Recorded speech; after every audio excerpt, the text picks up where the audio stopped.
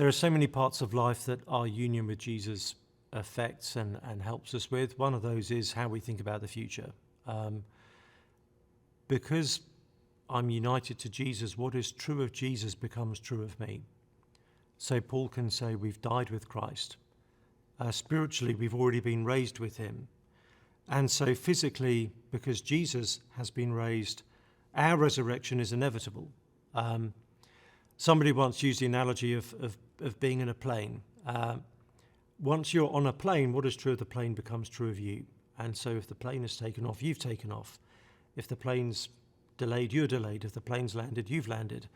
And so if we are in Jesus and Jesus has been bodily raised from the dead, our own resurrection is inevitable. It's an absolute certainty.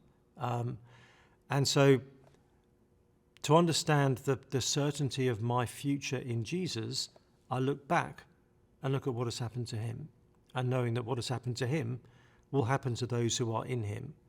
So Paul talks about this in places like 1 Corinthians 15. He says, Jesus is the first fruits of all who will follow him. He's the first resurrection, and all the other resurrections will follow for those who are in him.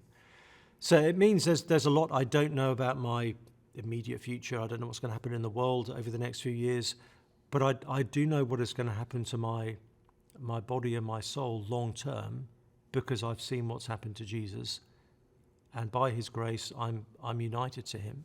And so he would have to come back down from heaven and climb back into the grave for me to now not have hope. This union with Christ is secure because Jesus' work in bringing us to himself is finished.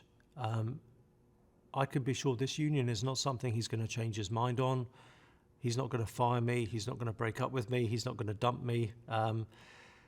He's not going to ununite me from himself. And so because I'm in him, I can't now not be in him.